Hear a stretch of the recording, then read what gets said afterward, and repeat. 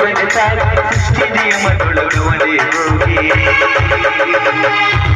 ಉಳುವ ಯೋಗಿಯ ನೋಡಲಿ ಉಳುವ ಯೋಗಿಯ ನೋಡಲಿ ಉಳುವ ಯೋಗಿಯ ನೋಡಲಿ ಉಳುವ ಯೋಗಿಯ ನೋಡಲಿ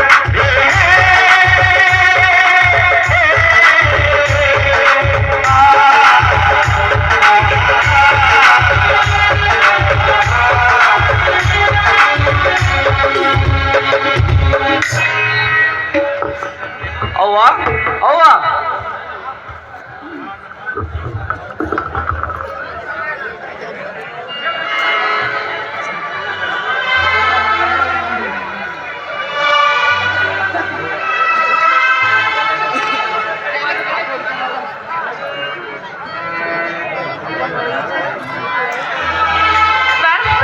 ಇದೇನು ಕುರ್ಕೆ ಸಾಮಾನುಗಳನ್ನ ಹೊತ್ಕೊಂಡು ತಂದಿರ್ವಿಯಲ್ಲ? ಇವತ್ತು ನಮ್ಮೂರಿನ ಗಟ್ಟಿ ಬಸವೇಶ್ವರ ಜಾತ್ರೆ ಅಲ್ಲವೇ? ಅದಕ್ಕೆಲ್ಲ ಸುತ್ತೊಳ್ಳೆಯ ರೈತರು ಗುಳಿಗೆಗೆ ಸ್ವಾಮಿ ಹಚ್ಚಿ ಶೃಂಗಾರ ಮಾಡುತ್ತಿದ್ದರವ. ನಮ್ಮ ಮನೆಯಲ್ಲಿ ಪೂಜೆ ಮಾಡಬೇಕೆಂದು ಊರಿಗೆಯನ್ನು ಹೊತ್ತುಕೊಂಡು ಬಂದೆನವ. ನೀನು ತಂದಿದ್ದು ಒಂದು ರೀತಿ ಒಳ್ಳೇದೇ ಆಯ್ತು. ಅಂದ ಹಾಗೆ ಎತ್ತುಗಳಿಗೆ ನೀನೆಲ್ಲ ಸಾಮಾನು ಜೋಡಿ, ನಾನು ಹೋಗಿ ಪೂಜೆಗೆ ಸಿದ್ಧತೆ ಮಾಡ್ತೇನೆ. ಸರಿ ಆಯ್ತವ, ಹಾಗೆ ಆಗಲಿ.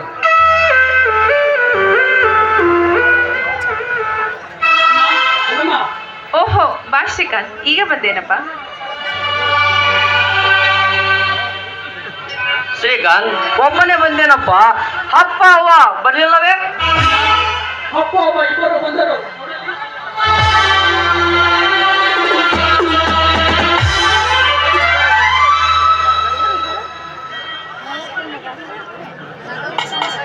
ಓಹೋ ತಂಗಿ ತಮ್ಮ ಈಗ ಬಂದ್ರೆ ಏನು? ಹೌದು ಅಕ್ಕ, ಇದೇ ತಾನೇ ಬಂದೆವು.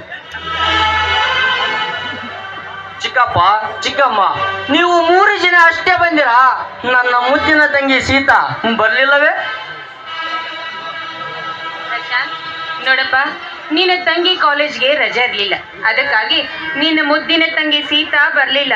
ಶ್ರೀಕಾಂತ್ ಕಾಲೇಜ್ಗೆ ರಜೆ ಇತ್ತು, ಅದಕ್ಕಾಗಿ